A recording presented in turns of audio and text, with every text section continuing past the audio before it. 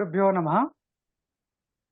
A very warm welcome to our this weekend's Weekend with Wisdom, and we are very happy to have Professor Shri CSR Prabhuji joining us from Hyderabad. Let me begin with a small prayer.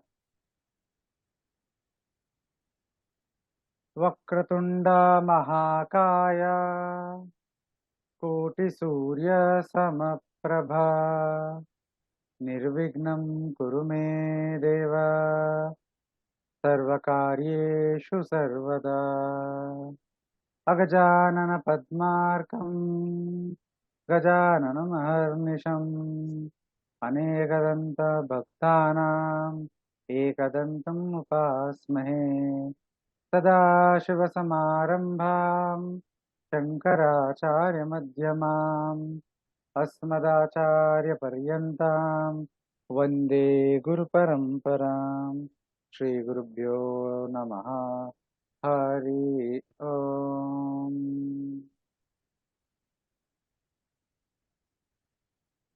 Today and tomorrow, this will be a two-part talk session, and Professor Prabhuji will be speaking on a very interesting and a very important topic, which is Patanjali Yoga Sutras.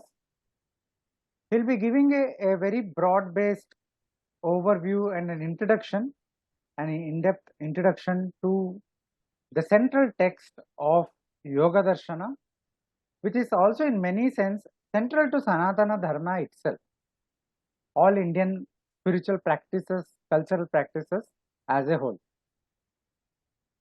So with this brief introduction to the topic, let me also introduce the speaker to those who are not familiar.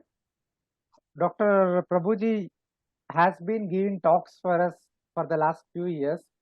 So many of you are already familiar, but if in case you are not familiar, Professor CSR Prabhu is an eminent scientist who held prestigious positions in the government and professional bodies.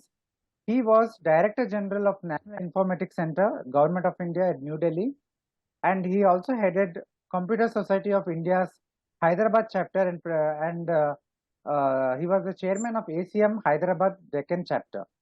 He has authored 16 books, of which 12 are in cutting-edge subjects such as fog computing and big data analytics.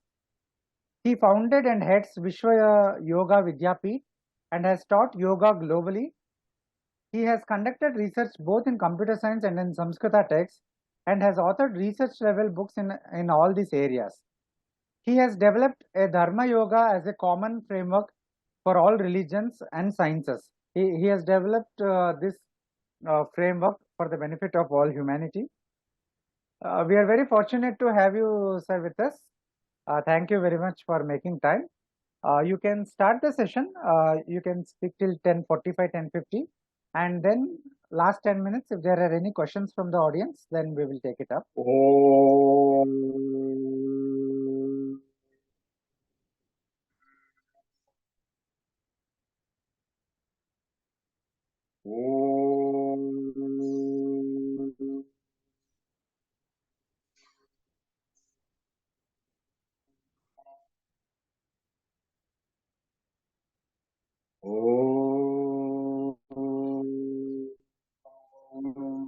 नमो ब्रह्मादिभ्यो ब्रह्म विद्या संप्रदाय कर्तृभ्यो वंश ऋषिभ्यो महद्भ्यो नमो गुरुभ्यः.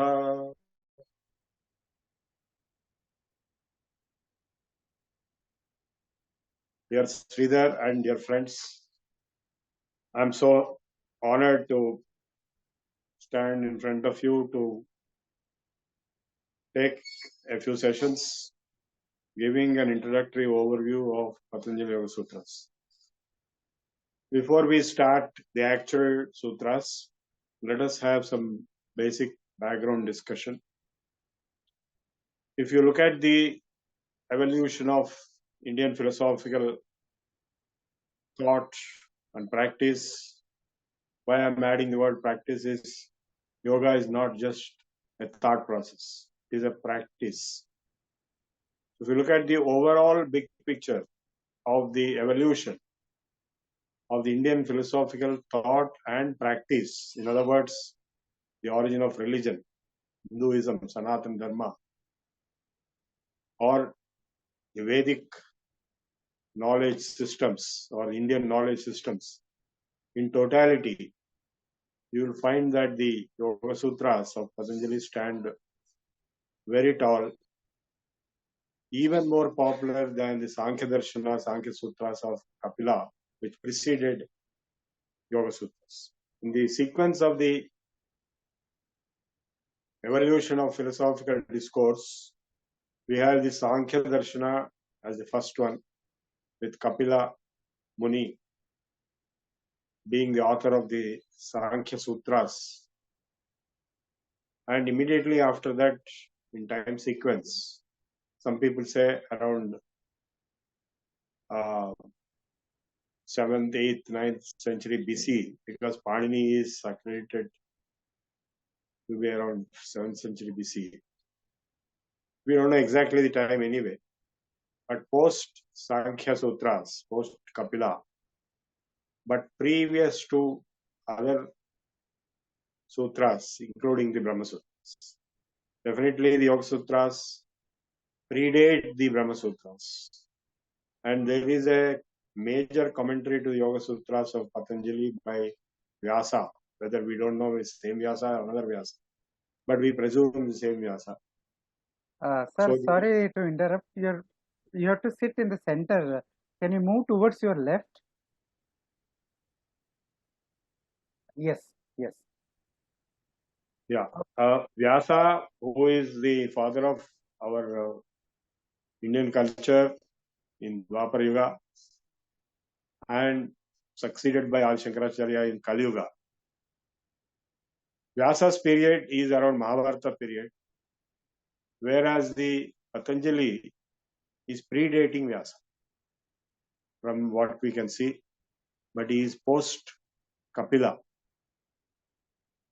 And therefore Vyasa Bhashya may be the Bhashya of the original, same one and the same Vyasa whom we are familiar with. So the Patanjali Yoga Sutras, their content is directly based upon Sankhya Sutras as the basic theoretical framework, but go forward beyond that theoretical position of the Sankhya and add a few extensions like Ishvara and give a lot of totally practical orientation. That is why Yoga Darshana is described either as Seshvara Sankhya, because it has Ishvara but Sankhya based, or it is also described as the practical dimension of Sankhya. You know, the Sankhya philosophical framework is based on two principles of Purusha and Prakriti, man and nature. So we all know from fundamentals that we exist, that is man exists, Purusha, and we have the universe in front of us, visible to our senses and observable by our instruments, both senses and extensions of senses like various instruments. So this Prakriti or nature or universe is definitely there, and you are there as man, Purusha. So based on these two entities, the entire discussion of Sankhya Sutras proceeds, starting with the concept of dukkha. The basic premise is that there is sorrow, there is dukkha, there is misery of all kinds, three types of miseries, trividha dukkha nivrittirachanta purushartha. So the highest human achievement is nothing but to overcome the dukkha. All that we do in our life is to go on making efforts and endeavors and struggles to overcome our miseries and sorrows and problems. Nobody can say he has no problems. Everybody has problems. So Adi Bhautika, Adi Daivika, Adhyatmika, three types of problems have been identified. Adhyatmika are internal to oneself. They could be psychological, spiritual, and so on. Whereas Adi Bhautika are external in terms of the physical comforts or health or many other related matters. And third is the Adidaivika, which is natural, the dukkha coming out of weather conditions or heat, cold, cyclone, and so on. So Trividha Dukkha Nivritti Ratyanta Purushartha, that's what the first sutra of Sankhya of Kapila starts with, and goes on to end by saying that Asangoyam Purusha. This Purusha is actually Asanga, though he appears to be, apparently is attached, involved, or merged with Prakriti, because of which he suffers all the problems, all dukkhas. So the moment he detaches himself from Prakriti, that means detaching from the body, detaching from the mind, detaching from the universe, Asangaha, the moment he realizes that he is Purusha and not Prakriti, he is already liberated. Purusha is always liberated. And we have seen the definition of Purusha and Prakriti being given in Bhagavad Gita also. Purusham Prakritim Chaiva Vidhi Anadi Ubhavapi Vikaranscha Gunanscha Vidhi Prakriti Sambhavan Karya Karana Kartrutve Hetu Prakriti Vichyate Purusha Sukhadukkhalam Bhoktrutve Hetu Vichyate. So Prakriti is nature, which comprises of the three gunas, Devi Hesha Gunamayi. Mama Maya Durachaya Bhamemaye Prapajyante Maya Metam Tarante. So the Trigunatmika Prakriti is also known as Maya, comprises of Karya Karana Kartrutva. It comprises of the activities, their causes and their ownerships. The cause of all this is Prakriti. That means everything practically, what we study in science, what we study as nature or universe, is all Prakriti. And who is this Purusha then? Sukhadukhanam bhoktrutve hetruchyate. The bhokta, the perceiver, feeler, thinker, enjoyer or sufferer, the feeler, that entity I am there, like that, that is Purusha. So the combination of Purusha and Prakriti is the universe, and that is what is indicated in the Ardhanarishvara concept. So or Maya Brahman concept, or Lakshmi Narayana concept, Prakriti Purusha concept, all are same. Shiva Shakti concept, Prakriti Purusha. So this is Sankhya in a nutshell. Now yoga is an extension of Sankhya with certain additional features like Ishvara being brought in and putting the dimensions of practice to overcome the dukkhas which are described in the Sankhya. I hope this background introduction is very essential. I hope you understand this background of the Yoga Darshana. And Patanjali is not the originator of Yoga Darshana. It was already in practice for hundreds or thousands of years before him. He is only Sutrakara. He has compiled it into a Yoga Darshana, the Sutra system. Sutra system is nothing but an extremely brief, compact, packed up words or formulas, aphorisms, which when expanded or when understood by commentaries will give a huge amount of philosophical content in terms of the fundamental issues of human life, like dukkhas and moksha. What is moksha? Moksha is liberation, freedom. So, by the way, the entire purpose of all religion, all philosophy, all darshanas in Indian culture, Indian civilization is moksha. Moksha means freedom, freedom from misery, freedom from dukkhas, freedom from birth and death. Because birth and death are the cause of the miseries. If you are not born at all, then you have no misery. The fact that you are born and you are made to go through this life of miseries, that's why Buddha said Sarvam Dukkham Dukkham, after having seen the dead body and the diseased man and the old age. So this dukkha, Janma Dukkham, Jara Dukkham, Jaya Dukkham, Punah Punah, Samsaram, Sagaram Dukkham. So how to overcome this dukkha? That is Janma Rahit. Punaravritti Rahita Shashvata Brahmaloke Nitya Nivasa Prapti Rastu. This is the Sankalpa made for every dead soul by their descendants. So not to come back into this mortal world. This is a mortal world because everybody is mortal. Man is mortal. Mrityuloka. So you come into this Mrityuloka, you suffer your life, or maybe you can enjoy it to some extent, but suffer a lot. Then you die, then again you are born, again you go through the whole cycle, and so on. Endless sequence of births and deaths. So moksha has many meanings. One final meaning is that you are liberated from the series of births and deaths. And other simple meanings are, when you are alive, if you can be liberated from the dukkhas, from the miseries which you are facing, then you are Jivan Mukta. So the Yoga Shastra provides a practical approach to achieve moksha when you are alive.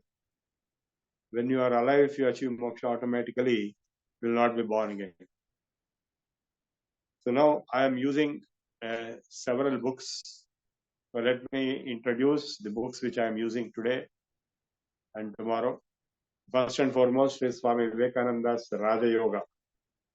So Swami Vivekananda wrote a series of books, about 12 volumes are there, complete works of Vivekananda. I studied them when I was at the age of 12, and since then I am still studying. I am a student. Vivekananda is my first guru. Then Sri Aurobindo is my second guru. That is in theoretical form.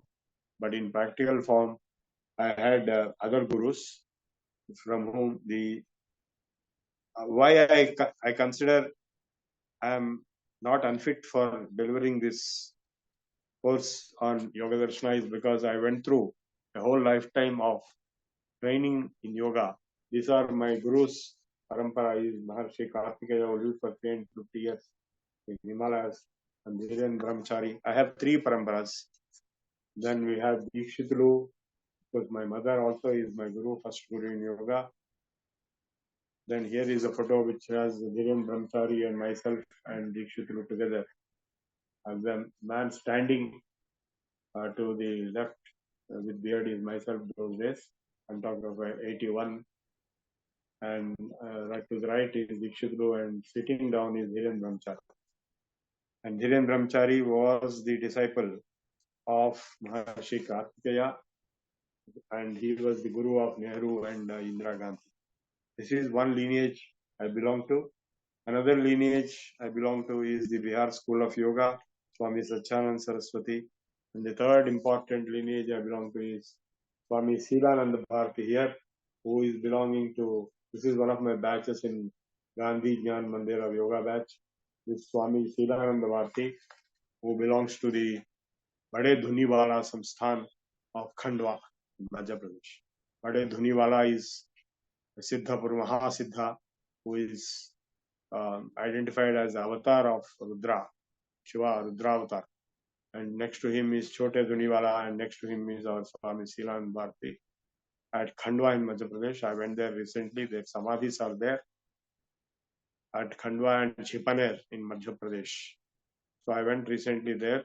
I was supposed to become a monk under their lineage, but my mother objected, so I was asked to drop out from Samadhi, underground buried Samadhi, which was being planned for me for a few days. I saw with my own eyes a person buried for 3 days and coming back. And now Swamiji Silanand Bharati was buried for 22 days and come back. So the Hatha Yoga, I am deep into it. I have been teaching, I've taught yoga to more than 1 lakh people. We have the Ishvara Yoga Vidyapit now, which was previously Andhra Pradesh Yoga Vidyapit. We have branches all over the place in Telangana and Andhra, and also in other states in India and other countries like Australia, Melbourne, and so on, where I visited and taught yoga in Germany and France and Japan and US and Australia. So the global presence, Vishwa Yoga Vidyapit, is what we have now. I am the founder chairman of it.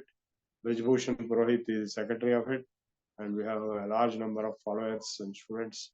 We operate a large operation of yoga teacher training and yoga training in various centers, one the major center being at Hanuman Vyayam Shala High School at Koti near Sultan Bazaar in Hyderabad, and we also have other centers in Nizamabad and so on. So the practical yoga dimension I showed you, and I have the ordainment of my gurus to teach yoga after remembering all our gurus and prostrating to them. Namo Brahmadibhyo Brahmavidya Sampradaya Kartrubhyo Vamsarishibhyo Mahabhyo Namo Gurubhyaha. So in the Guru Parampara, much way before Shankaracharya was born, Shankaracharya we consider as our Guru, but that is in Kali Yuga. But way before Shankaracharya, Vyasa was there. Vyasa is the Dwapara Yuga Guru. And way before Dwapara Yuga Guru of Vyasa, there were gurus like Patanjali and Kapila. And way before them were in Treta Yuga, Vasishtha was there. And before that, Dattatreya was there. And Dakshinamurti was there. All these people, they are all our gurus. So we prostrate to all our gurus. And we pray to them that we may get some kind of insight and understanding of the Yoga Sutras in these two sessions today. So there are many slokas praising Patanjali. Of course, there are two Patanjalis separately. One Patanjali is post Panini, who wrote the Patanjali Mahabhashya to Panini's Ashtadhyayi. Panini is dated around 7th century BC in the northwest frontier from that is Takshashila University in Pakistan today. So Patanjali has to be post Panini as far as Mahabhashya to Ashtadhyayi is concerned. So around 3rd century BC, people place Patanjali. But that will not work for Yoga Sutras because it's pre-Vyasa. Vyasa is around Mahabharata period. This is normally accepted date is 3102 BC. Of course, some people are now giving new dates of 6000 BC. If you take Vyasa of that period, then Patanjali has to be prior to Vyasa. So therefore, we don't know exactly, but it's post Kapila, and Kapila is one of the 24 avatars of Vishnu, one of the early avatars. And we know that many avatars of Vishnu are associated with the avatar of Adisesha also, like Balarama and Krishna. Similarly, here Kapila and Patanjali. Patanjali is known as the Adisesha avatara. Actually, all his depictions, he has his Samadhi at Rameshwaram temple. They are depicting him as a snake with 1000 heads. So he is Adisesha. And Patanjali, another interpretation is that he has 1000 different intellectual capabilities. So, and some people go to the extent of saying Ayurveda, Atreya, Punarvasa Atreya is also same as Patanjali. So there are some shlokas which identify Patanjali as having 3 dimensions. The control of the mind through yoga, control of the body through Ayurveda, and control of the language or tongue or words through Vyakarana. Well, I don't agree to that statement because I think there are different personalities at different periods of time. So the Patanjali Yoga Sutras, I have reasons to prove or reasons to believe strongly that they are pre-Vyasa and post-Kapila.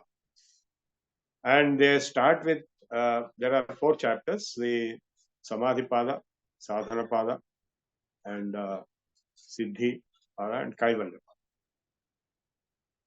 That is the Kaivalya Pada is the last. We'll try to do tomorrow, the 3rd and 4th, Siddhis and Kaivalya. But first, today we'll try to cover at least overview, introductory, because it's a vast subject. It will take many days. We may offer a 1-month course later. 30 sessions course. Every week, 1 session is being planned under Indica only. But right now, only today and tomorrow, we cannot go very deep because it's very vast subject. We will touch and go. That's what Vivekananda did. So we will follow Vivekananda primarily in the Raja Yoga book of Vivekananda. And in addition, other important, some of the other important books we may follow. The one in Hindi, Patanjali Yoga Darshana by Swami Omananda. This is a Gita Press publication in Hindi. And there are many other books like Patanjali Yoga Sutras by Prabhupada of Ramakrishna Math. And there's another big volume, 2 volumes, Patanjali Yoga Sutras of Ramakrishna Math, which we got yesterday. But these are all only for study reference.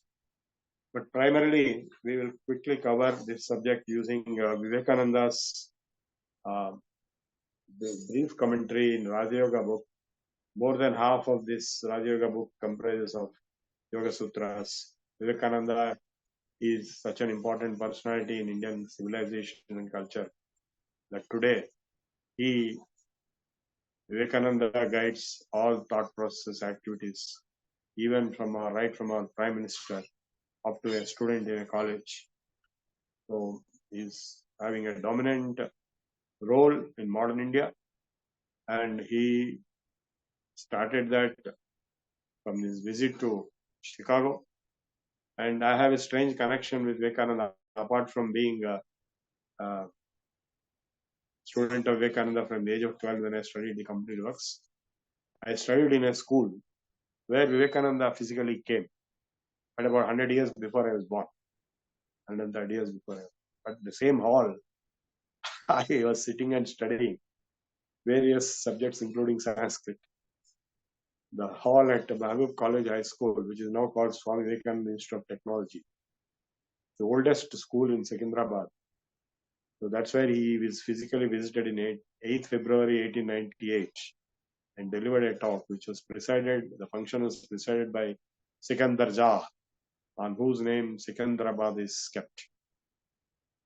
So that is a strange connection. And I lived in a house right next to that place where he came.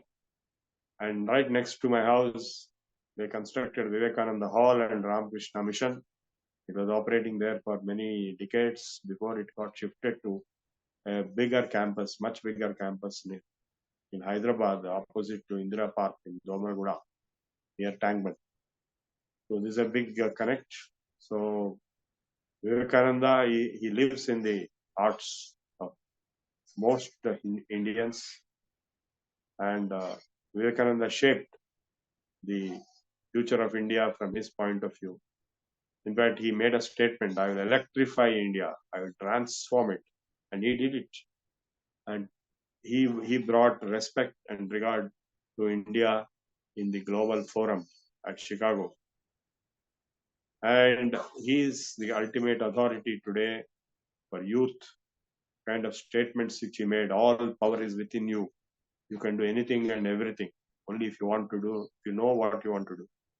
So I have been greatly influenced by Vivekananda first, and then, of course, by other gurus. Now, Vivekananda starts with the yoga with the word concentration. In fact, he uses the word concentration for the word yoga. Yogas chitta vritti nirodha. Now, this is of course, before that, Atha Yoga Anushasana.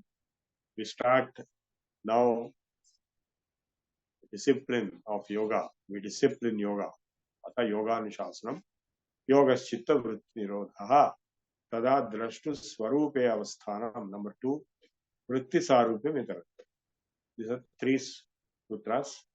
These 3 sutras summarize the entire philosophical understanding of Yoga Darshana.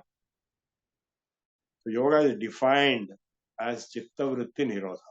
That means there is something called chitta, and it has got vrittis. Of course, some people say chitta is one of the 5 antakaranas of Vedanta. That is, ahankara, mano, buddhi, ahankara, chitta. So that is the Vedanta classification. But the yoga, it's not like that. Yoga chitta is by itself everything. In fact, what we consider the antakarana, mano, buddhi, ahankara, chitta, all the 5, is included in the word chitta in yoga. The terminology differs from darshana to darshana, and all darshanas are complementary to each other. They support each other. They don't contradict each other. Though for ignorant people, they may appear to be contradicting each other.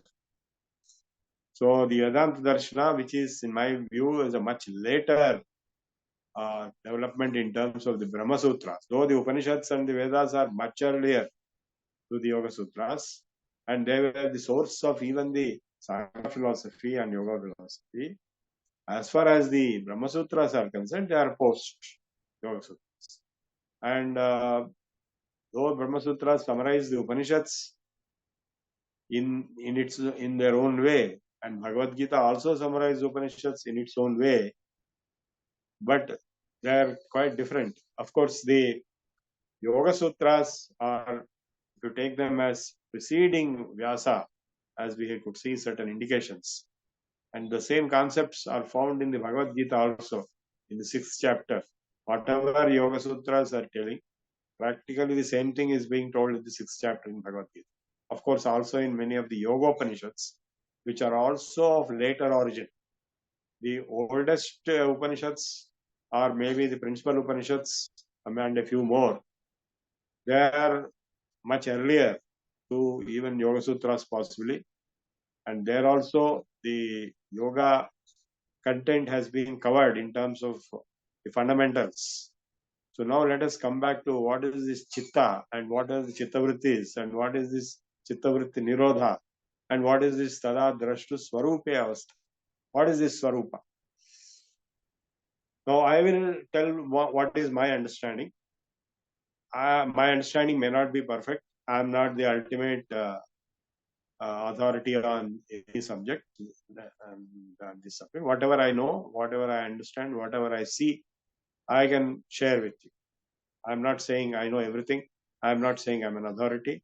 I only recognize the gurus as various authorities on these subjects, and I am not an authority. Whatever little I know, I will share with you. So now, from what I understand, is drashta. Tada drashtu swarupe avasthan. We have to start from the word drashta. Who is this drashta? Drashta means I. I am drashta. I am feeler, thinker, enjoyer, your consciousness, drashta, right? Now, what is my swarupa? I don't know. If you ask, who are you? Who am I? Then the answer that comes is finally, I don't know. Because whatever answer you give, like I am so and so, CSR Prabhu is only a name. I cannot be a string of characters, name. Or if you say I am the body, then the body is continuously changing, but I am not changing. The feeling of I is not changing. The body is changing.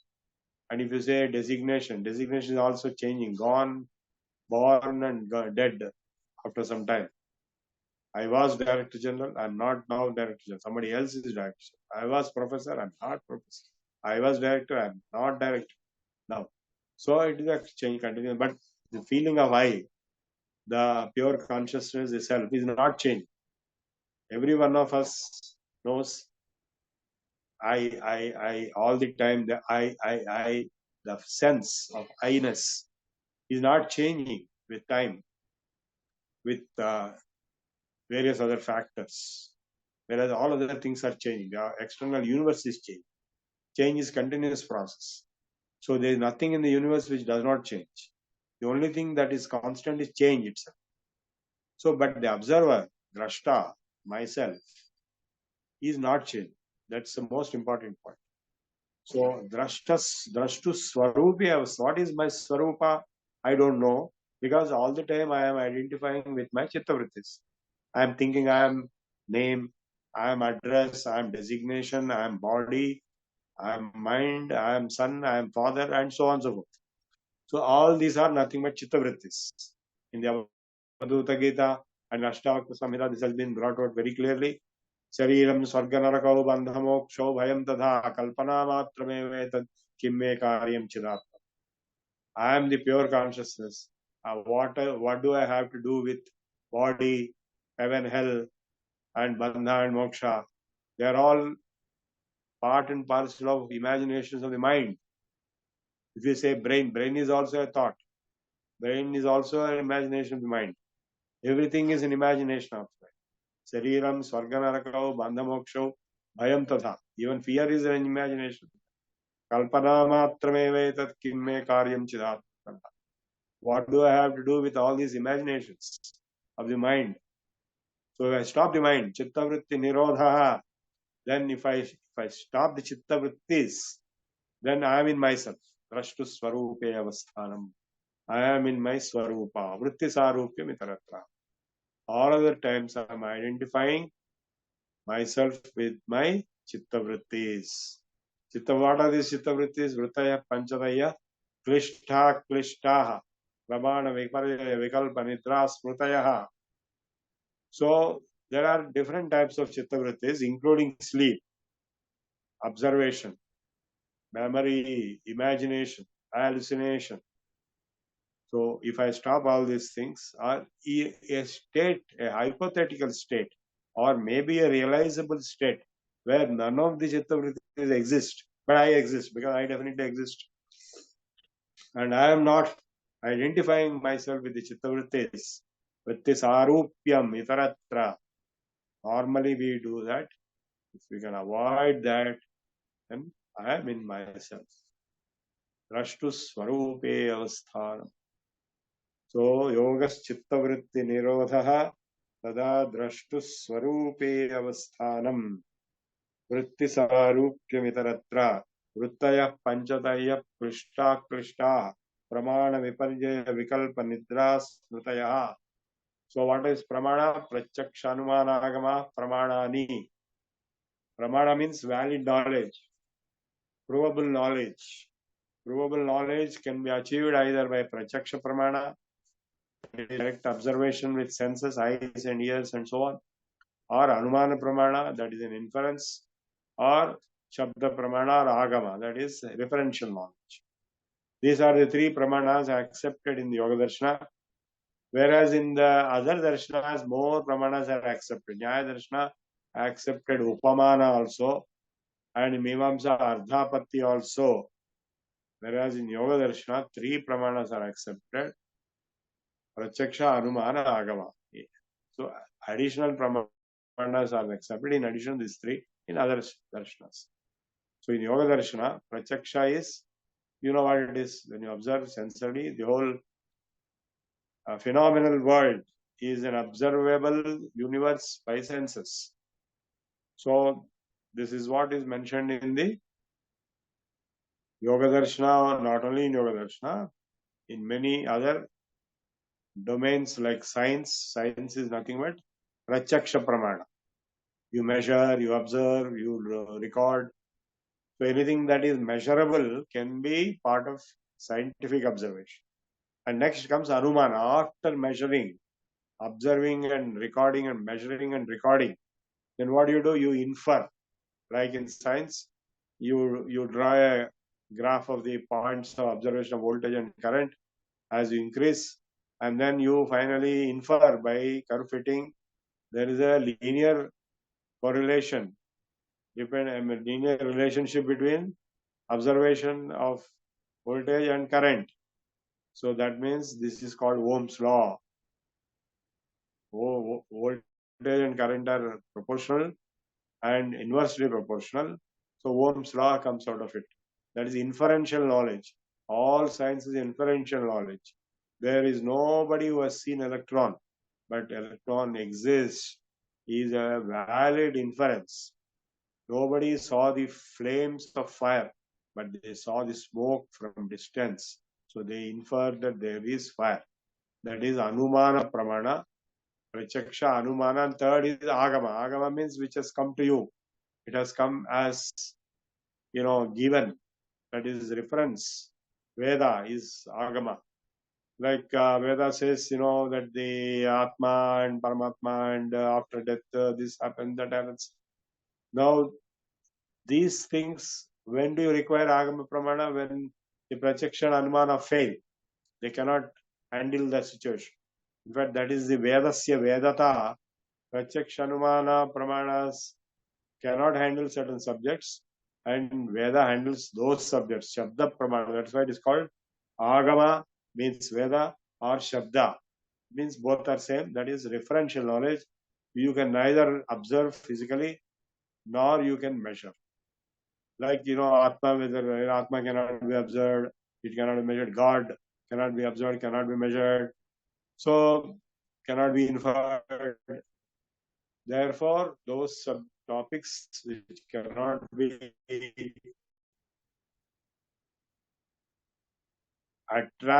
attacked or cannot be applied with the pramanas of Pratyaksha Anuma will go into agama or shabda pramana. Pratyaksha anumana agama pramanani. Finished. Now that is the one of the chitta vrittis. Pramana viparyaya vikalpa nidra smriti. Viparyayo mithya jnana matadrupa pratishtham. That is an illusory knowledge. That is, you will be seeing mirage, for example. It looks like water or mother of pearl chip. It looks like silver. But is it silver really? No, it looks like silver. It's like, artificial gold. It looks like gold. It is not gold. Viparyayo mithya jnana matadrupa pratishtham shabda jnananupati vastu shunyo vikalpaha. There is some indication, shabda, but the vastu is missing. That is also a pramana. You cannot say it does not exist. You have to accept it exists because there is some kind of indication. Shabda jnananupati, vastu shunyo vikalpaha. All possible thought processes, methods, modes, operation. And they have been explained here. And abhava pratyalambana nidra anubhuta vishaya sampramota smriti. What is memory? Memory is repeating. You can close your eyes and feel that you are in Gangotri. I always, when I want to calm down, I just close my eyes and recall my sitting position in Gangotri, Gaumukh. And I recall my sitting position in Tiruvannamalai cave at the top. That is Skandashram. I get that feeling immediately. That's why people say, you chant Ganga, Ganga, Ganga, Ganga, Ganga when you take bath. Because by chanting that, you are reviving, revoking, revitalizing your memories of your Ganga Snan. So that mental process itself will purify you. So, Anubhuta Vishaya Sampramota Smritihi Abhava Pratyalambana Vrittir Nidra. What is Nidra? There is no bhava of any kind, no existence of anything, either thought or physical existence. Abhava Pratyalambana Vrittihi. A vritti, a chitta vritti, which is based on abhava, nothingness, is called Nidra. Deep sleep. We are not referring to dreams. Dreams are involving memory. Whereas deep sleep means there is nothing there. You are in yourself. If you look at the Mandukya Upanishad, you are in prajna state. You are in yourself. And otherwise, you are shuttling between dream and waking state. Vishwasa, Tejasa and Prajna. Ma. Ma is Prajna. So, Abhava Pratyalambana Vrittir Nidra. Now, what is interesting to note is that the framework or the perspective of the Yoga Darshana is different from the perspective of other darshanas and other shastras also for the same topic, like Nidra if you take. In the Mandukya Upanishad, we talk it as Prajna Sthiti, whereas in Yoga Darshana, we are talking Abhava Pratyalambana Vrittihi. It's a different definition. It is not contradictory, it may be complementary. And there the nature of the self was being analyzed as that which is shuttling between these three states, waking state, dream state and deep sleep state, by Vishwasa, Tejasa and Prajna. Here it is not being analyzed. He simply says, Chitta vritti nirodhaha tada drashtu swarupe avasthanam. If you want to know, if you want to experience your own self, drashtu swarupa, then do chitta vritti nirodha. What are chitta vrittis? All these are chitta, including sleep. So, pramana, viparya, vikalpa, nidra, smritaya, pratyaksha anumanagama, pramanani. Vikalpa, viparyayo, mithya jnana matadrupa pratishtha. Shabda jnananupati vasunyo vikalpaha. Anubhuta vishaya sampramota smritihi. Abhava pratyalambana vritti nidra. So you stop all these things. How is it possible? You can't stop permanently. Please note, it is not possible for you to stop permanently. Temporarily, you can stop all these things in the process of yoga, chitta vritti nirodha. And that chitta vritti nirodha, how it is possible, that will be explained. If you can do the chitta vritti nirodha, that means you don't engage yourself into any one of these 5 chitta vrittis, pramana viparya vikalpa nidra smriti, then you are in yourself. Tada drashtu swarupe avastha. Otherwise, vritti sarupya mitratra. If you are in smriti, you are feeling as if you are there. If you are in nidra, you are feeling as if your nothingness is there. Abhava prachaya. If you are in prachaksha, you are seeing prachaksha. If you are in anumana. So you are experiencing the so-called reality in different modes of all chitta vrittis. Because you are associating yourself with the chitta vrittis. Vritti sarupyam. Otherwise, you are in yourself. Drashtu swarupe avasthanam if chitta vritti nirodha. Now, very interesting question arises. What is this swarupa? He never told. Patanjali never talks of swarupa. That is interesting part. Why? Because he wants you to experience yourself. Whereas other references in Upanishads, as you know, Yoga, Vedanta are very closely associated. In fact, we can see how they are linked with each other, and even how we can show how Jnana and Yoga are associated. That means Jnana means Vedanta. And how Bhakti and Yoga are also associated. We will see later. Because even in Vaiseshika Sutras, there is a sutra referring to Yoga. Atmastha Yoga. Being in yourself, established in yourself. Atmastha Yoga. Being in yourself. Swarupe avasthanam. Tada drashtu swarupe avasthanam. Atmastha Yoga. That means all other times you are not non-yoga times. You are not in yoga. You are not atmastha, but you are chittavruttastha. That is chittavrittistha. Vrittisarupyamitaratra. So our entire human experience is broadly spread into these 5 different chittavrittis. Please note, it's a very profound, sweeping statement. The entire human existence and experience is encompassed in the 5 chittavrittis.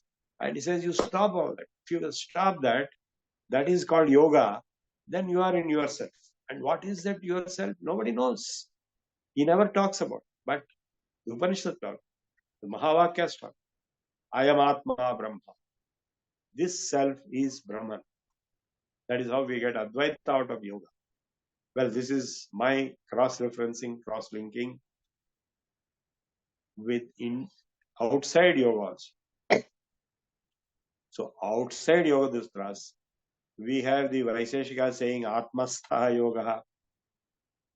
We have the Upanishad Vedanta Darshana saying Ayam Atma Brahma. Same thing is said by Tattvamasi. And same thing is said by Aham Brahmasmi. So these Mahavakyas are telling the nature of the self as being Brahman. The Advaita essence is that Jagan Mithya Brahma Satyam Jivo Brahmaiva Napara. So Brahman is nothing but Jiva. Jiva is not there separately. It's a myth. It's due to Maya. Jiva is thinking is Jiva. Only Brahman is there. And Brahma is Satyam. Jagat is Mithya. Sarvam Khalvidam Brahma. These are the Mahavakyas of the Vedanta Darshana. Of course, they are coming from the Upanishads which are predating the Yoga Darshana also. But Yoga Darshana is independent. Each Darshana is independent by itself. But it is complementary to other Darshana. There are linkages. That's an important point to note. So now coming to the next sutra. How do you do this Chittavritti Nirodha, which is yoga? Abhyas Vairagyabhyam Tan Nirodha. Simple. Very simple. Two-pronged approach. Abhyasa and Vairagya. You follow Abhyasa and you follow Vairagya, you get Chittavritti. It's very simple to say. What is Abhyasa? Tatra sthito yatno Abhyasa. Continuous efforts, practice makes perfect. Continuous practice. Tatu dirghakala nairantarya satkara sevito drudha bhumi. Even that practice, if it is constantly, uninterruptedly, continuously attempted for months and years and decades and lives, that is abhyasa. Tatra sthito yatno abhyasaha Satu Dirghakala Nairantarya Satkara Sevito Drudhabhumi. It will be established strongly with foundation if it is practiced for a long time, uninterruptedly. Only then it will become a strong foundation. In fact, yoga is not the only one subject where practice makes perfect. The famous English adage, practice makes perfect, applies to all other subjects like music, for example. If you stop singing music, then you'll lose your capacity of music. If you stop doing exercise, if you stop practicing asanas or surya namaskaras or any other exercise, if you stop that, then it's gone. All the asanas one by one evaporate.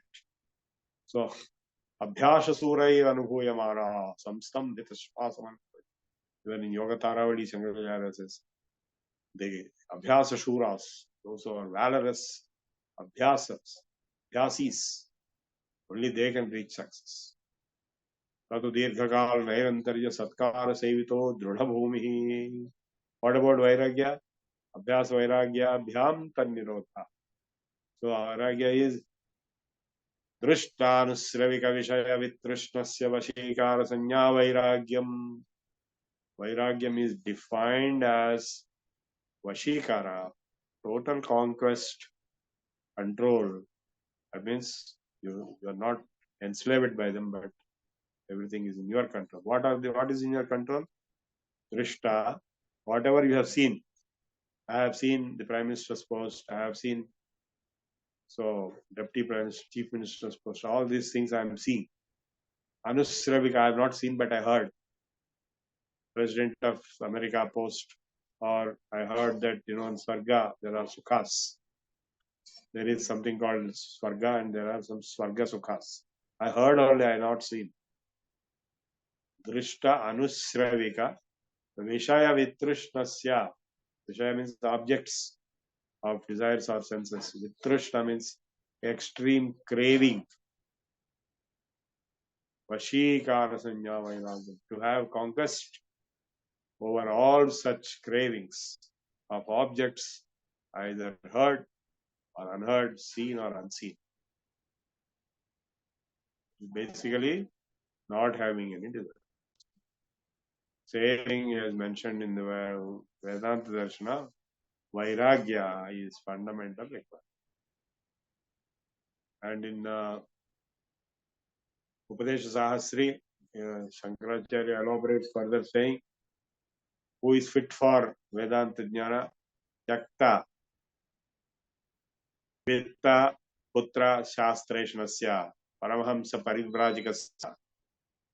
That means a sannyasi who is wandering around without any attachments, without any positions or objects, and who has given up Ishvara, the desires over money and desires over children and desires over even ideologies. Shastra. Tyakta, Vitta, Putra, Shastra, Ishanasya, which is the ultimate Vairagya. So a person who has achieved the highest Vairagya, obviously he will not be craving for anything whatsoever.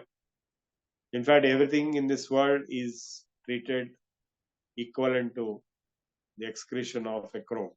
Kakavishta, worth nothing. Whatever people think they are very valuable, for a yogi, they are worth nothing. Nothing can make him greedy or make him enamored or make him craved. So, giving up all desires, vairagya, is fundamental requirement for chittavritti nirodha. Seems to be a bigger challenge than chittavritti nirodha itself, but than abhyasa. Abhyasa itself is a very difficult task, that too long term, uninterrupted. And vairagya seems to be even more difficult, the most difficult, not to have any desires. Very simple. If you give up all desires, your mind will not wander here and there, running after things, running after objects and trying to achieve them. So, you have conquered yourself. In fact, there are very profound statements given in various texts other than Yoga Sutras on the greatness of Vairagya. In fact, a person who has no Vairagya will be jumping around here and there like we all do, running behind so many things. As Sri Ramakrishna Paramahamsa said, the Kamini Kanchan, the two things, gold and women. Women means samsara. Through women only the children are there. Antal samsara karanam. So the gold means greed, money. If you have given up gold and women, then you have given up everything. So in fact, Ramakrishna Paramahamsa used to throw gold into the Ganga river along with mud. Samaloshthashma kancha. So that is the highest advanced evolved state of Vairagya. And Vairagya, when associated with Abhyasa, Abhyas Vairagya Abhyam Tanniro, the mind will automatically be controlled. You will have complete conquest over your chitta. So when the chitta vrittis are conquered, then you are in yours. Tada drashtu swarupe avasthana vritti sarupi mitam.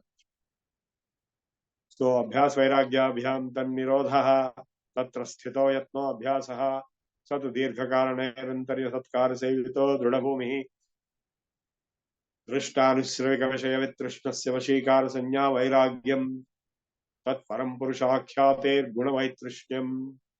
So this Vairagyam can lead you to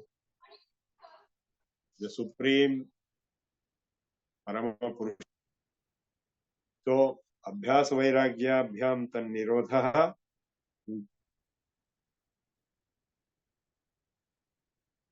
Tat Param Purushakhyate Gunavaitrishyam. Now we have finished the fundamentals of Yoga Darshana, after which we go into the topic of Samadhi in the next 1 hour. Till now, let me review. The basic definition of yoga has been given, and the yoga's chitta vritti nirodha. Tada, if it so happens, drashtu swarupe avasthan. In that state, you are in your own self. He has not explained what is that state of self. He simply said self. And other than that, vritti sarupe mitratra, you are getting identified with the chitta vrittis all other times. Vrittaya panchadaya klishta. There are 5 types of chitta vrittis, both klishta and aklishta, simple and complex. Pramana viparyaya vikalpa nidra smrutaya, pratyaksh anumanagama pramanani, viparyayo mithyajnana matadrupa pratishtham, shabdajnananupati vastushunyo vikalpaha. And when the chitta vritti, how is it possible to be achieved? Abhyasa vairagya abhyam tanni. Abhyasa is tatra sthito yatno abhyasa satu dirghakala nairantarya satkara sevito drudabhumihi. And what is vairagya? Drishta anusravika vishaya vitrushnasya vashikara sanya vairagyam tat param purushakhyate gunavaitrishyam. So vitrishna gunavaitrishyam leads to parama purusha akhyati. As in the Vedanta Darshana, Vivekakhyati, Viveka and Vairagya, there are 2 fundamental requirements for Vedanta Darshana. So here Abhyasa and Vairagya are 2 fundamental requirements. Now we will go into we have finished the first 1 hour. In the second 1 hour, we will try to cover the different types of Samadhi. So there are primarily 2 categorizations of Samadhi, because the title of this chapter is Samadhi Pada. The first categorization is Samprajnata and Asamprajnata. So what is Samprajnata Samadhi? What is Asamprajnata Samadhi? We will be discussing in a brief way. Of course, in detail, you can read all these books. Vitarka Vichara Ananda Asmita Anugamat Samprajnata. So Samprajnata Samadhi is identified as Vitarka, Vichara, Ananda, Asmita, Anugamat. That is analytical level, thought level, vitarka, vichara, and in happiness, bliss level. No vichara, no vitarka. Vitarka, vichara, ananda, asmita. Just in pure ego. Anugamat samprajnataha.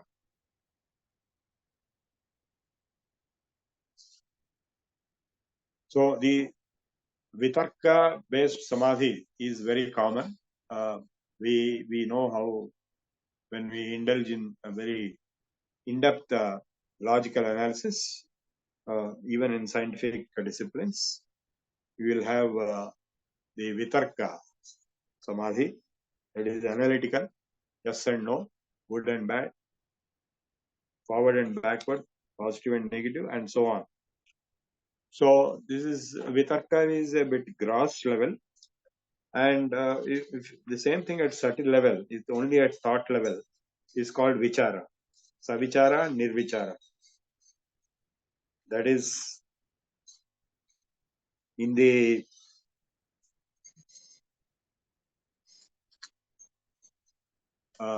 abstract thought level, abstraction level. That means you can do analysis at a gross level, like in a court of law, there will be a gross level of analysis of evidence or any particular case. And in the subtle level, in the mind of the judge, for example,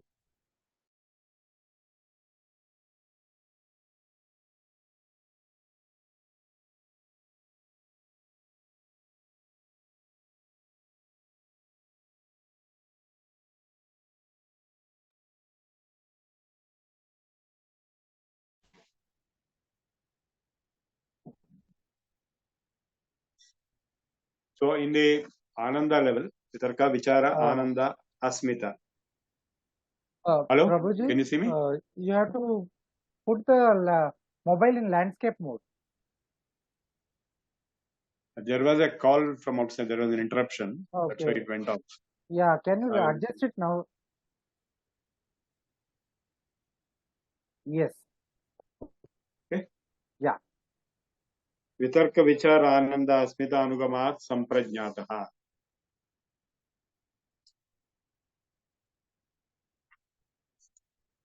Now we go to the next sutra, the Samprajnat Samadhi we are trying to analyze. There is a detailed analysis given in the, particularly this book, Patanjali Yoga Darshana.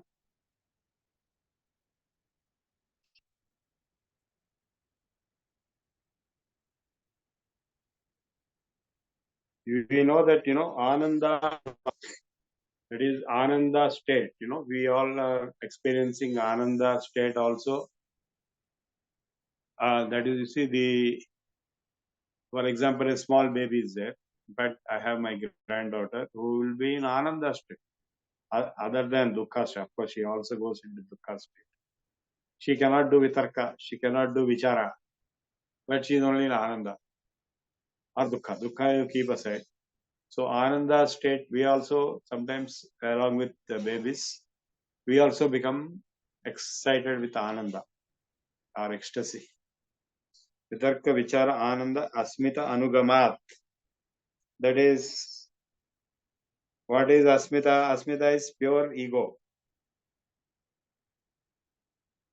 So when you do the gross level analysis, it is vitarka. When you do the subtle level analysis, that is sukshma vishaya. And when tanmatras of indriyas are the factors involved, then it is asmita, it is ananda and asmita level, even subtler than vichara also.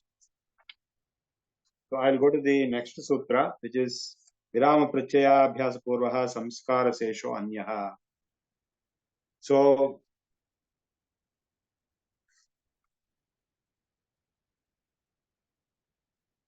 asamprajnat samadhi, that is samprajnat samadhi, is comprising these things. Vitarka, vichara, ananda, asmita. Asamprajnat samadhi is anyaha. It is virama prachayabhyasa purvaha, because of the chittavritti nirodha, due to parama vairagya. And by repeated effort, repeated practice and effort of the same, that is, you can achieve asamprajnata samadhi also. That will be elaborated further. We cannot go very deep into all these things because we have limited time. Those who want to go deeper can attend our course in future, or you can study these books which I mean. Bhava Prachayo Videha Prakritlayana. So this is Sutra number 19. So there are two types of personalities, Videhas and Prakritlayas. So Bhava Prachaha, that means Videha, these people, they are automatically in Asamprajnat Samadhi right from the birth. Janma se Asamprajnat Samadhi. So the Asamprajnat Samadhi is automatically there for such people, some people, right from birth. Like say Raman Maharshi, he never went to a particular institute or school of yoga or anything like that. He got it on his own. So some people are there who get on their own.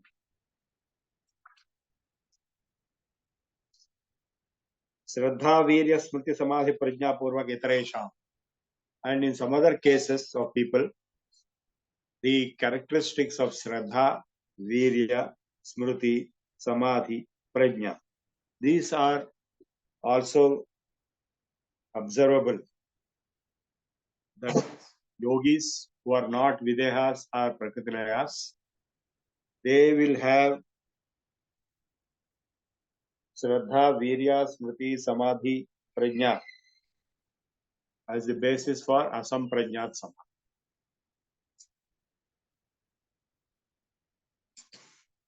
Tivra Samveganam Asana. Now, again, there are categorizations. Tivra Samvegas means who are very, very fast runners. Like, in a running race, we have super fast runners and fast runners and medium runners.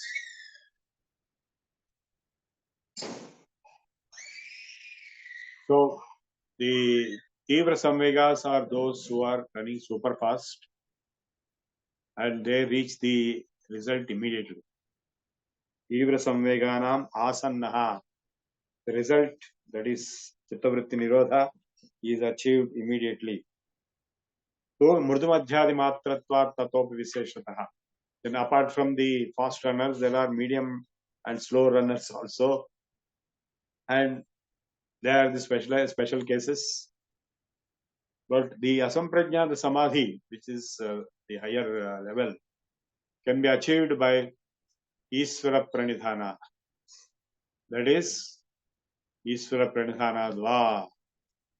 By giving up the attachment to the result to Ishvara for all your desires and actions. Ishvara Pranidhana Dva. This sutra we can identify as something which is related to Bhakti Yoga. So you know what is Bhakti Yoga? Bhakti Yoga is nothing but Ishvara Pranidhana. You surrender to God. Sarvadharman Parityajya Mamekam Saranam Vraja. Aham Tva Sarvapapebhyo Mokshayisya. There Lord Krishna is acting as Ishvara and he is asking you to surrender completely. Mayyaveshya mano yemam nityayukta upasate sathaya parayopeta te me yuktatamam ye tu sarvani karmani mai sanyasya matpara ananyeneva yogena mam dhyayanta upasate teshamaham samudhripta mrityu samsara sagara bhavami nachirat partha mayyaveshita chetasa. So very interesting connectivity can be found with the Yoga Sutras into Bhakti Yoga. In the 12th chapter of Bhagavad Gita, Bhakti Yoga, the Bhakti Yoga has been elaborated in detail. Mayeva manadhatsva mayi buddhim niveshaya nivasishyasi mayeva ata udbham na samshaya. So, yetu sarvani karmani mayi sanyastya matparaha ananyenaiva yogena mam dhyayanta upasate. So, that is Ishvara Pranidhana Dva. Also, alternatively, Va means alternatively, by Ishvara Pranidhana, you can achieve Asamprajnata Samadhi very fast. The power of bhakti is emphasized here as much as the techniques involved in terms of abhyasa and vairagya. Of course, even in the case of bhakti, vairagya is understood. Ananyas chintayanto mam ye jana paryupasate tesham nityabhyuktanam yogakshemam vahamya. Those who gave up everything else and dedicated themselves to the lotus feet of the Lord, they will be taken by care by the Lord Himself. So giving up all other objects, that is an essential requirement for Ishvara Pranidhana. And what is interesting, friends, Ishvara Pranidhana is not only in Hinduism, it is also there in Islam and Christianity and Judaism. Because they accept Ishvara and they accept surrender, total surrender. In fact, the word Islam literally means total surrender to the Supreme Being, Ishvara. And that is not understood, maybe not interpreted correctly, that is a separate issue. But literally, the word Islam means total surrender, Ishvara Pranidhana. A lot of people don't know this. And in Christianity also, thou shalt love thy Lord thy God with all thy soul, with all thy body, with all thy mind, and love thy neighbor as thyself. So the bhakti, the surrender, is fundamental in Bhakti Yoga. So also is identified in the Yoga Sutras as one of the methods, one of the alternatives to achieve Samadhi. Klesha karma vipakashena paramishtaha purusha visesha Ishvara. Then the question arises, who is this Ishvara suddenly? Because till now, there is no description of Ishvara. The entire thing was about chitta, vritti, nirodha and process and so on, samadhi. That samadhi means it is a state of chitta, vritti, nirodha, asamprajnata and samprajnata. If it is samprajnata, then you have vitarka, vichara, ananda, asmita, anugama. Then if it is nirvichara, then we have the savichara, nirvichara, savitarka, nirvitarka, all this. But then in samprajnata samadhi, these things are not there, but it is a categories of people who are born with that. Videhas, Prakritilayas, will distinguish them later. Then the Samprajnat Samadhi can be achieved by various speeds, Tivra Samvega, Mrudumadhya, and then also Ishvara Pranidhana Dva. Who is Ishvara? Because the moment you said Ishvara Pranidhana, you are making an assumption there is an Ishvara. So immediately the Maharshi is clarifying with all the sutras in the world, all sutra literature, they define each and every word which they use. So since he has used the new word Ishvara, he is defining Ishvara. Klesha, karma, vipakashayai, apara, ushtaha, purusha visesha. Ishvara is a personality. It is not Nirguna Parabrahman who is impersonal. Ishvara is a personality. So this is one of the points on which there is a lot of confusion and even attacks happening. Nirguna and Saguna and Nirakara and Sakara and impersonal and personal. So here we are talking about personality, not a human being, definitely. Not any being, not a jiva anyway. Jiva is different, Ishvara is different. Of course, there is a very famous statement that Ishvara, when he is under the grasp or under the grip of Maya, assumes that he is jiva. Jiva is nothing but Ishvara, but he is under the grip of Maya. Therefore, he lost his identity of Ishvara and he is thinking he is jiva. So, of course, in Vedanta, Ishvara concept is not there, Brahman concept is. Jivo naham deshikoktva shivoham, brahmaivaham, ham brahmasmi, naham deho nendriyanyam tarangan nahankara pranavargo na buddhi, dharapatyakshetra vittadi durasakshi nitya pratyagatma shivoham. So, here, the word Ishvara is being defined as a personality who is independent, unaffected by klesha, karma, vipaka, vipakashaya, vesha karma vipakashaya, aparamrushtaha purusha visesha. He is a personality who is a special personality who is not affected, influenced by kleshas like we are being affected by kleshas, and he is not affected by karma because we are affected by karma. And the karma vipaka, ashaya of karma vipaka, he is not affected by karma vipaka ashaya. Aparamrishtaha, he is unaffected. He transcends. Ishvara transcends klesha, karma, vipaka ashaya. So such a personality is Ishvara. Tasya vachaka pranavaha. So his name is Om. Tatra niratishayam sarvajna bijam. So before that, he is all knower. He is uncomparably supreme. Atishaya rahita. Sarvajna bijam. Sarvajnata ka bij hai. So he is the source of all knowledge, supreme being, supreme knowledge. Tatra niratishayam sarvajna bijam. Sa purvesham api guru kale anavacheda. He was also the guru of the ancestors, not only for us. Why is he called guru? Because he is having full knowledge. Tatra niratishayam sarvajna bijam. So he is sarvajna bijam, and therefore he is our guru, not only today, but even to our ancestors. So purvesham api guruho kalena anavacheda. Why he was guru for our ancestors and their ancestors and their ancestors, rishis, right from Brahma, how he was guru for all? Because he is unaffected by kala. Kalena anavacheda. In kala, the people die and the generations disappear, new generations come. So even then, he is not affected. He is sapurvesham api guruhu kalena anavacheda. If you refer to the first mantra of the Rig Veda, sapurvebhi rishibhi idyaha, Agnihi was described as worshipable by the ancients, the ancestors, the ancient rishis. And the next is tasya vachaka pranavaha. How do you represent Ishvara? You represent Ishvara in pranava. Pranava is Om Amasmekam Aksharam. Tasya vachaka pranavaha. So Om Ityekaksharam Brahma in the Upanishads, you remember? So we can see a connection between Brahman and Ishvara. Are they same or are they different?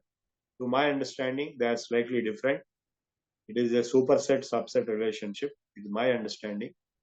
That is, you have a superset of Om, Nirguna Parabrahman, or something which is beyond Nirguna and Saguna both.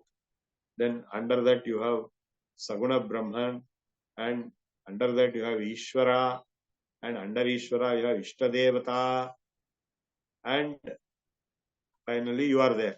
So when you do Devata Upasana, you are indirectly doing Ishvara Upasana.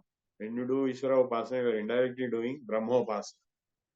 So that is why Om is valid in all the levels. Just to Om is Brahman in Vedanta or in Upanishads, is Ishvara in Yoga. Om, just to Om, nothing else. And when it comes to Devata being added as a subset, Om Namah Shivaya, Om Namo Narayanaya, Om Sri Matre Namaha. So other Devatas are coming in the picture.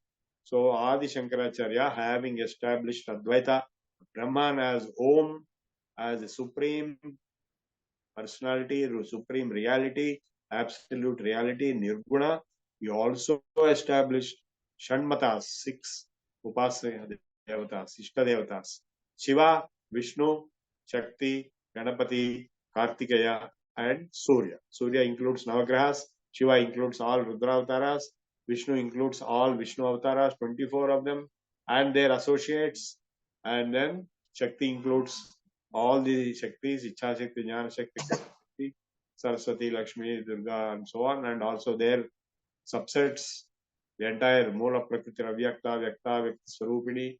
Then we have Ganapati, then we have Kartikeya, then we have Surya. Surya includes Navagrahas. So this entire Hindu pantheon of Devatas, or Shanmatas, they are rationalized into 6 matas, which all finally merge into, open up into the Advaita. So each one of the devatas is a window. Shiva is also Brahman. Shiva is Ishvara. In fact, very common word used for Shiva is Ishvara. So Ishvara, this Ishvara and that Ishvara, Shiva, both are same. They cannot be totally different. And similarly, even Narayana, Vishnu can also be declared as Ishvara. Ishvara Sarva Bhutanam Hriteshe Parthatishtati Brahmayan Sarva Bhutani Yantrarudhani Mayaya. Bhagavad Gita clearly used the word Ishvara. And he has used the word Ishvara in many cases. Sarvasya Chaham Hriti Sannivishto Matta Smriti Jnanam Apohanancha Vedaischa Sarvairahameva Vedyo Vedanta Kudveda Videva Chaham. Ishvara Sarva Bhutanam Hruddeshe Parthatishtati Brahmayan Sarva Bhutani Yantrarudhani Mayaya. So the word Ishvara is used for Shiva as well as Vishnu, and it will also be used for Shakti, Ishvari, and it will be used for Ganapati, Kartikeya, and Surya also. Surya Atma Jagatasthasthusascha, the Vedic declaration. Surya is the self of the universe. Tasya Vachaka Pranavaha. So Om Chekakshram Brahma. There are more than 100 meanings to Om. And these meanings have all come out from Yoga, Vedanta, and Puranas, and so on. And here he is giving a very practical approach. Japa sadartha bhavanam tata pratyak chetanadhyamopi antaraya bhavasya. By repeating the chanting of Om, very long Om, like in yoga. We just know in the morning, in the beginning, I chanted 3 times long Om. By chanting Om and by remembering the meaning of it and contemplating on the meaning of it, japas tadartha bhavanam. If you do that, tataha pratyak chetana abhigamaha apyantaraya bhavasya antarayas. The obstructions to yoga will be eliminated and you will be able to reach pure consciousness. Pratyak chetana. Pratyagatma. What is this Pratyagatma? Pratyagatma is nothing but the self which I am always. I am able to experience non-stop myself. I exist. I cannot say I don't exist. If anybody asks, do you exist or you don't exist? If he says, no, I don't exist, then you ask a question. Who is saying that I don't exist? You cannot say I don't exist unless you exist. So you definitely exist. That is Pratyagatma. And who is this Pratyagatma? Palyadishvapi Jagrata Sada Sarvasvavasthasvapi Vyavrittas Anuvartamana Ahamityantas Purantam. So Aham. This self pure consciousness, even from an ant, Chimalo, Brahmalo, even from Chaturmukha Brahma level onwards till the ant, everyone experiences I. That is Pratyagatma, Chetanatma. To reach the awareness of the pure consciousness, Om will be useful. Sada Antaraya Bhavasya. To overcome the obstructions. What are the obstructions? Vyadhi, Sthana, Samshaya, Alasya, Avirati, Bhranti Darshanalabdha Bhumikatvan, Te Avastitvan, Te Antaraya. Many obstructions are there. Diseases, health condition, drowsiness, or being very stupid and doubtful, laziness. All these antarayas can be overcome by abhyasa of Om Pranava Tatra. That is the Japaha Tadartha Bhavanam Tata Pratyak Chetana Vigamopi Antaraya Bhavascha. Now this there is a very interesting diagram given in this book on Om. You can see in this diagram, you see that Vishwasa Tejasa Prajna Avuma are given in addition to the Virat, Hiranyagarbha and Ishvara. That is Vishwasa Virat, Tejasa Hiranyagarbha, Avuma, Agni, Vayu, Aditya. So once again, I'll show you. You can carefully watch this diagram.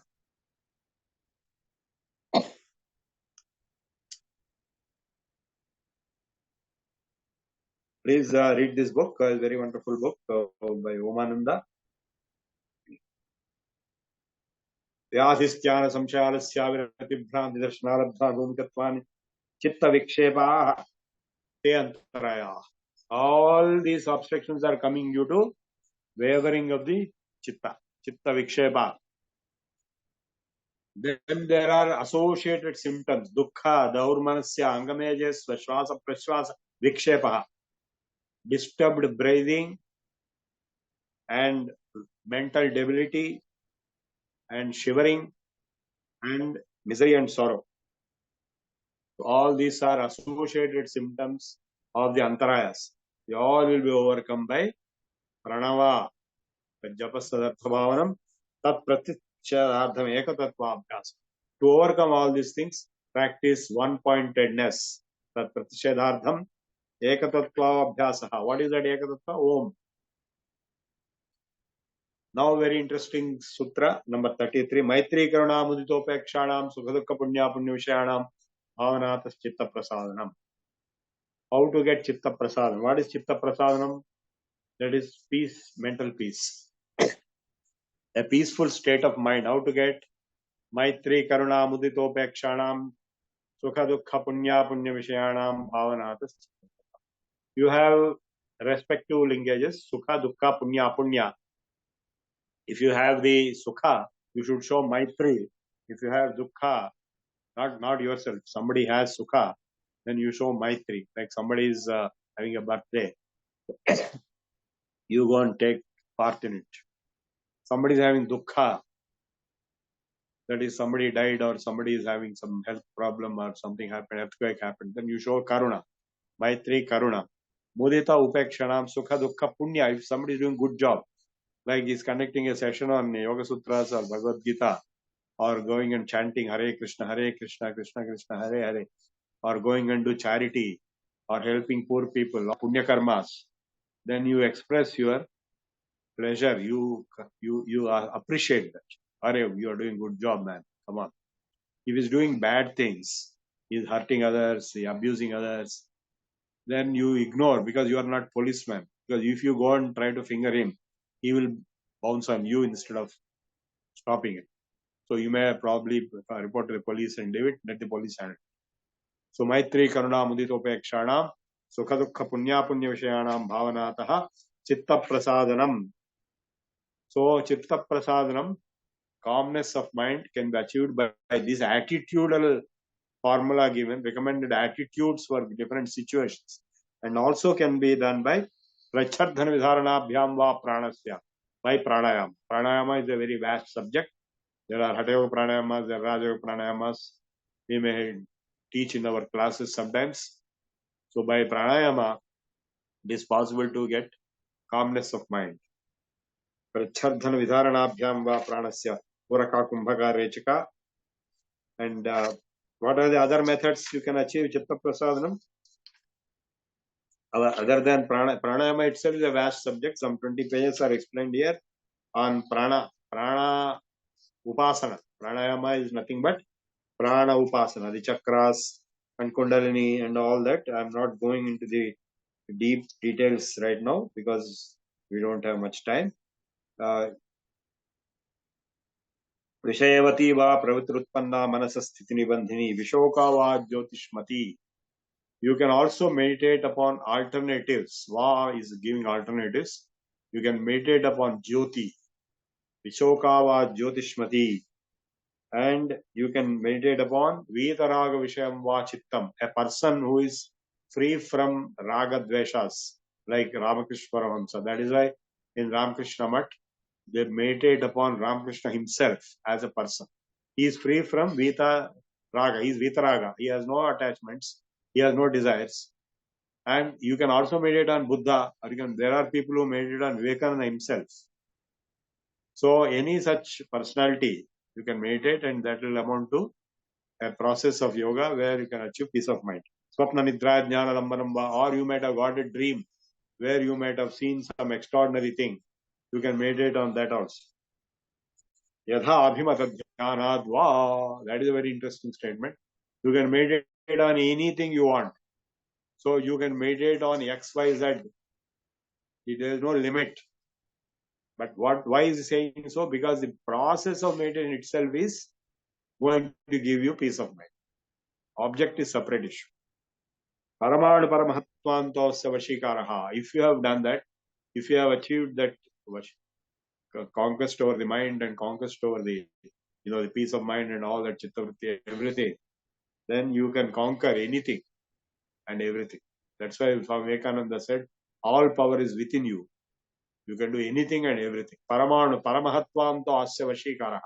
Such a person can have control, conquest over an atom or even to the universal existence. Paramahatvantaha, paramahat. So from the atom level to the cosmic level, you can have conquest, control on anything and everything if you have conquered your mind. Vinavritteravajatasya manergrihitragrahanagaheshu tatsadanjanata samapattihi. So just like a crystal, when it is kept on white sheet, it will appear white. If it's kept on red sheet, it will appear red. If it's kept on green, it will appear green. So similarly, the pure consciousness, Kshinavritte Abhijatasya Mane Grihitra Grahana Grahyeshu. All the three, Drashta, Druk and Drishya will merge into one. And all conditioning is eliminated.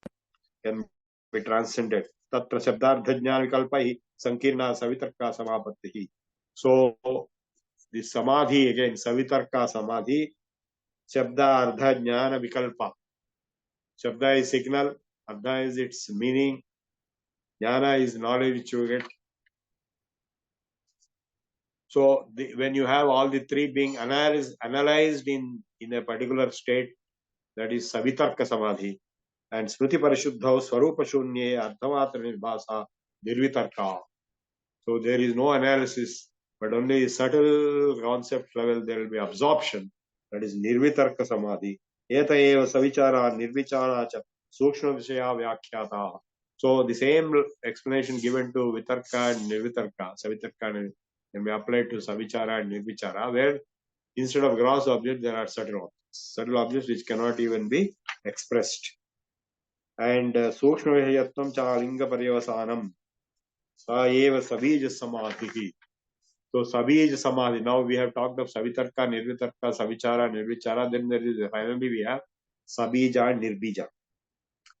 So the very processes of Samadhi will lead to certain bija, which will result in rebirth. So Sa eva Sabija Samadhi Nirvichar Visharjaya Adhyatma Prasadaha. So even if vicharas are stopped and you have transcended, Adhyatma Prasada, spiritual well-being, Prasada, I am using the word well-being, can be achieved. Nirvichara Vaisharadhyai. That means when you are an expert in Nirvichara Samadhi, you can achieve great Adhyatma Prasada. That is spiritual peace. Ritambhara Tatra Prajna.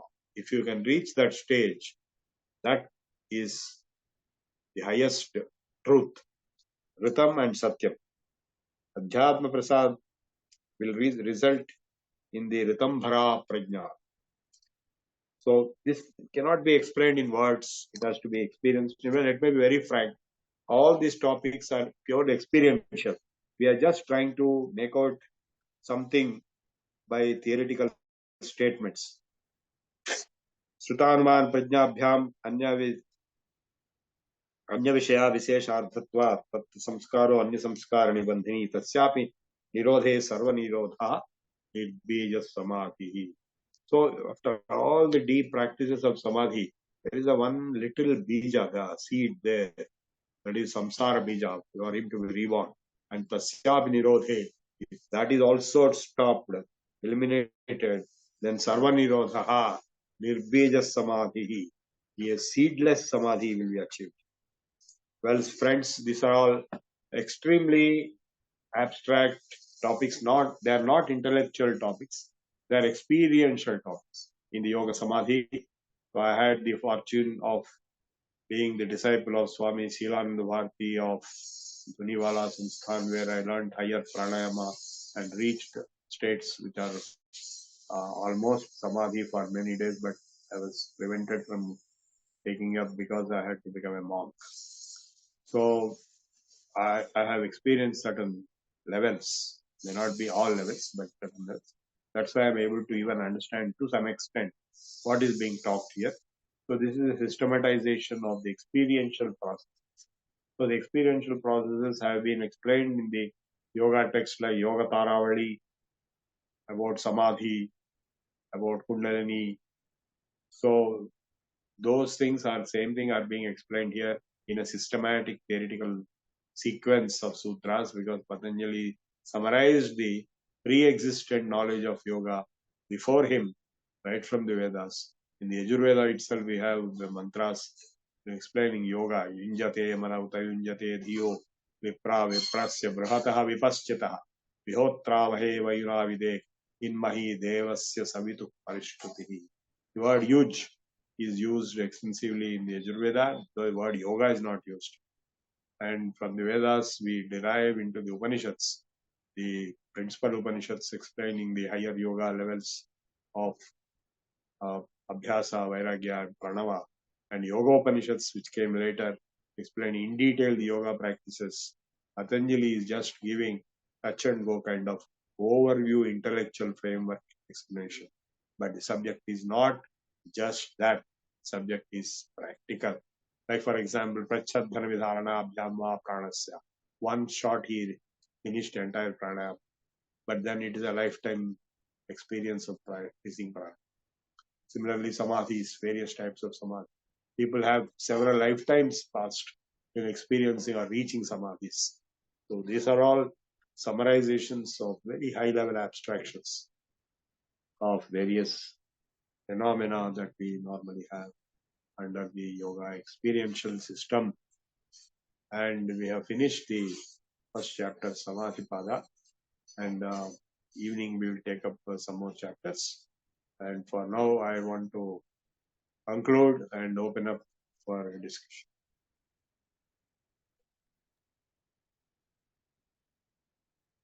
Thank you, Prabhuji, for a very excellent, very insightful session, especially your practical first-hand experience bears upon the teaching. And I think this is a big takeaway from all our viewers. Viewers, if you have any questions, please type it in Q&A box. And we have few minutes, and so Prabhuji can take few questions. We have presently received one question, Prabhuji. So as we wait for some other questions, let me read out the question. Can Advaita Vedanta and Yoga be taken together? Are both schools same or different? So can you elaborate on this aspect? Yeah, very good question. There are different schools, no doubt. Not only Advaita Vedanta, Vedanta itself as a whole is one of the 6 darshanas, Astika darshanas in Sanatana Dharma. As you know, the Sankhya, Yoga are the first pair, then Nyaya, Vaisheshika are the second pair, and Mimamsa and Vedanta are the third pair. 6 Shad darshanas. So Mimamsa is the Karmakanda related darshana by Jaimini Sutras, and the next evolution that came out is Jnanakanda, or the Vedanta darshana of Badarayana Brahma Sutras as a core text, and also the Prasthanatrayi, the Upanishads and Bhagavad Gita. So the Advaita concept, which actually can be found very strongly in the Gaudapada Karika or the Mandukya Upanishad. It's not, Shankaracharya is not the originator of Advaita Siddhanta. It is there in the Mandukya Upanishad Karika by Gaudapada, who is the grand teacher, the guru of Govinda Bhagavad Pada, who was the teacher of Shankaracharya. So that has been brought out in a very big way by Adi Shankaracharya by adding the logical analytical framework, that is what is called the propositional logic. You can prove Advaita in a propositional logic. You cannot prove a belief system. You cannot prove an experiential system, but you can prove a logical system. You can prove it in a court of law. You can prove it even in any logical argument, or even in a computer game or anything like that. So that kind of proof mechanism Adi Shankaracharya brought, and Advaita Vedanta is based on a single statement, if you want to summarize the hundreds of books which are there in Advaita Vedanta, Jagan Mithya Brahma Satyam Jivo Brahmaiva Napa. That is the summary, one sentence. So there is only one.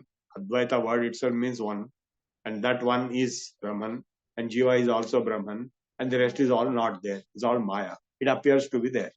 The universe appears to be there, but actually not there. Only Brahman is there. And Jiva is also not there. He appears to be there, only Brahman is there. This is Advaita Vedanta. Now, yoga doesn't make such drastic statements.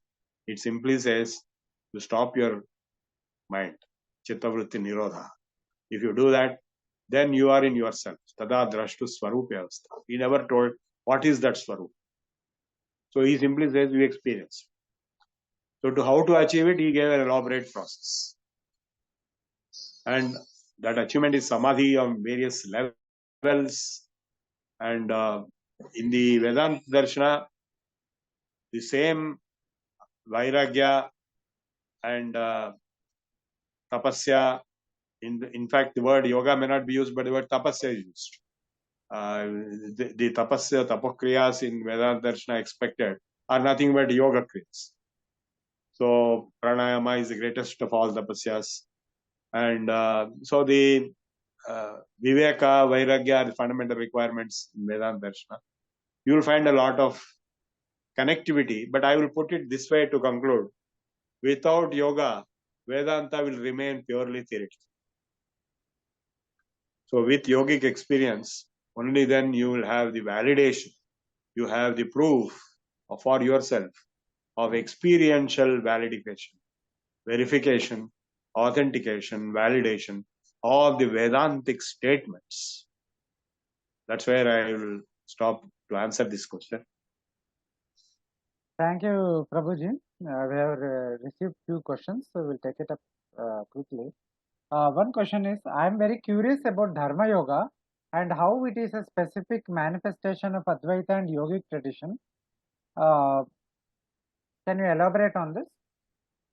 Yeah, Dharma Yoga is the word coined by me for a framework which we have defined by a study of a 6-year project on various common factors across religions, all religions of the world, major religions, not minor religions, but major religions. Hinduism, Islam, Christianity, Buddhism, Jainism, Zoroastrianism, Sikhism, Judaism. All this we have studied and we have identified what is common. And we have found Dharma is common, ethics, that is speaking truth, not cheating, not stealing, and having compassion, having charity, all these statements, Dharma, ethics and moral values are common. And we have also found yoga is common. How yoga is common? Yoga is common because all the religions, there are two categories of religion, the theistic and atheistic. The atheistic religions are Buddhism and Jainism.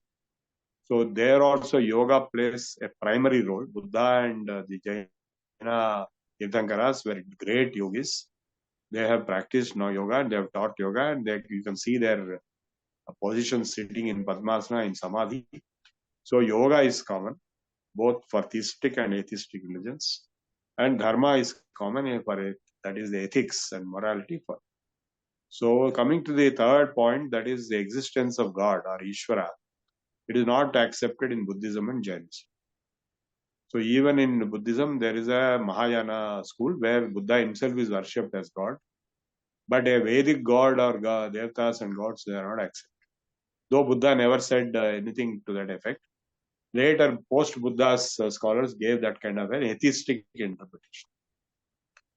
Now, if you take the only theistic religions, we have Hinduism, Islam, Christianity, and Judaism, and Zoroastrianism, and Sikhism.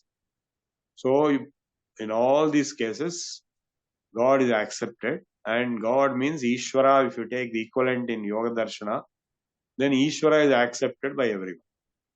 Though the definitions, nature, statements, attributes, quotations may be different, but Ishvara as a whole is accepted, and that is the commonness. So we have identified the commonness of Dharma Yoga as a framework between various religions and various doctrines.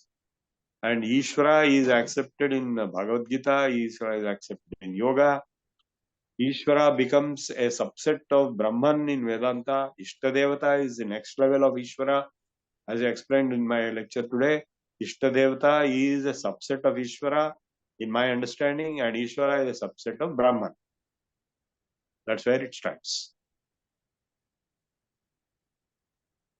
Thank you again, Prabhuji. We have few more questions. For professionals, which yoga practice is helpful for better results?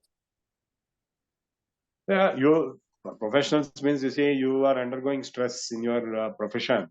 You have to recover from stress. So for that you require yoga practice.